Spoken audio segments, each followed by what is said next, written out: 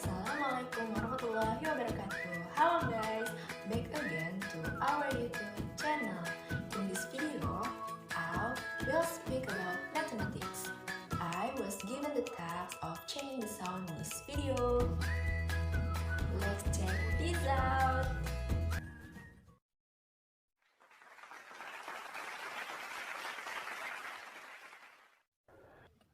"26% on the nation's report card, that's the percentage of US 12th graders were proficient in math.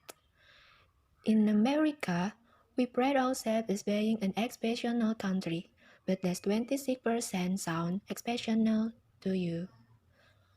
Raise your hand if you think as a country we need to do way better than this.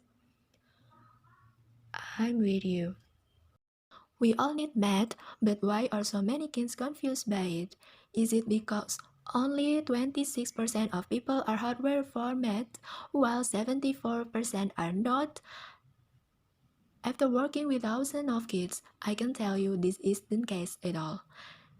Kids don't understand math because we've been teaching it as a dehumanized subject. But if we make math human again, it will start to make sense again. You're probably wondering, how was math ever human in the first place? So think about it. Math is a human language, just like English, Spanish, or Chinese, because it allows people to communicate with each other. Even in ancient times, people needed the language of math to conduct trade, to build monuments, and to measure the land for farming. This idea of math as a language isn't exactly new.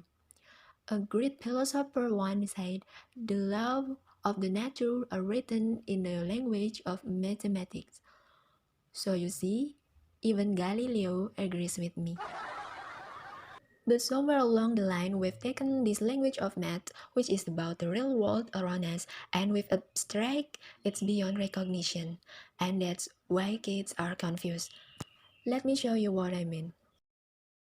Read this third grade California math standard and see if the word makes sense to an 8-year-old. Understand the fraction 1 over b as the quantity formed by one part when a whole is partitioned into b equal parts. Understand the fraction a over b as the quantity formed by a pair of size 1 over b. And if you gave this description to an 8-year-old, you probably get a reaction like this.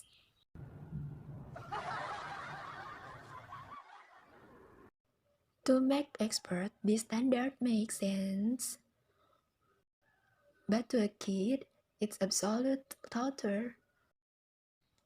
I chose this example specifically because fractions are foundational to algebra, trigonometry, and even calculus. So if kids don't understand fraction in elementary and middle school, they have got far ahead of the high school. But is there a way to make fractions simple and easy for kids to understand? Yes, just remember that math is a language and use that to your advantage. For example, when I teach 5th graders how to add and subtract fraction, I start with the apples plus apples. Listen. First, I ask, what's 1 apple plus 1 apple? And kids will often say 2, which is partly correct. Have them include the words as well since math is a language, so no, not just 2, it's 2 apples. Next is 3 pencils plus 2 pencils. You all know that pencil plus pencil give you pencils. So everyone, how many pencils? 5 pencils, right? And the key is you included words. I tried this lesson with my 5-year-old one. After she added pencil and pencil, I asked her, what's 4 billion plus 1 billion? And my aunt overheard this and she called me and said, are you crazy? She is in the kindergarten. How is she supposed to know 4 billion plus 1 billion? Undaunted, my niece finishes counting, look up and says, 5 billions. And I said, that's right, it's 5 billion. My aunt just shook her head and laughed because she did not expect that from a 5-year-old. But all you have to do is take a language approach and math becomes intuitive and easy to understand. Then I asked her a question that kindergartners are definitely not supposed to know. What's 1/3 plus 1/3? And immediately is the answer 2/3. So if you're wondering how cold is it possible, you know that when she doesn't know about numerators and denominators yet, you see she was thinking about numerators and denominators. She thought of the problems this way, and she used 1 apple plus 1 apple as her analogy to understand 1/3 plus 1/3. So even a kindergarten can add a fraction, you better believe that every 5th grader can do it as well.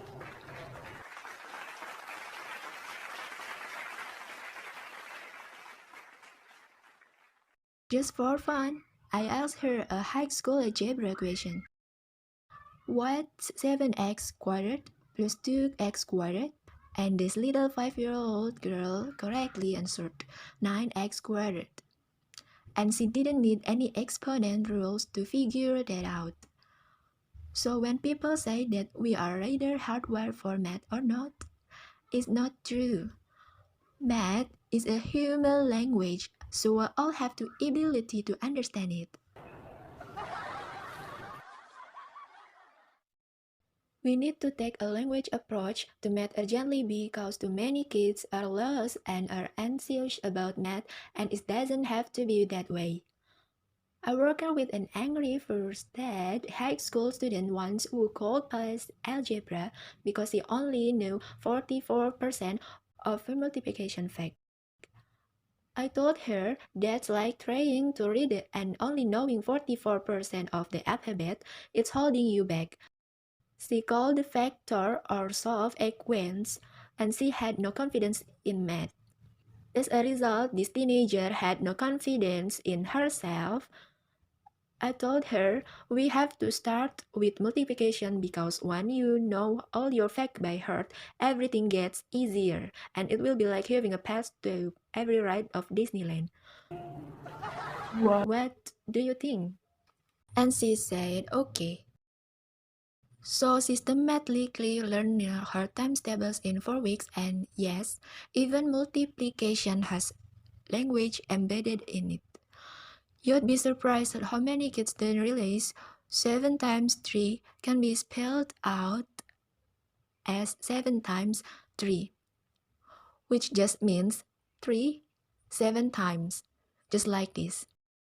So when kids see it this way, they quickly realize that repeated addition is slow and inconvenient, so they gladly memorize that 3 7 times always give you 12 to 1. So for this teenager who was at risk of dropping out, becoming fluent and confident in multiplication was a game changer, because for the first time, she could focus on problem solving instead of counting on her fingers. I knew she had turned the corner when she figured out that a 2-year car let as $445 a month will cost you $10,600. And she looked at me disapprovingly and said, Mr. Palisok, that's expensive.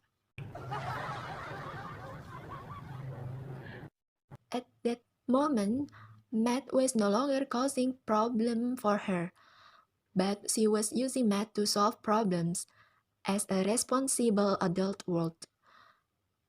As an educator, it's my duty to challenge kids to reach higher, so I leave you with this challenge. Our country is stuck at 26% proficiency, and I challenge you to push that number higher.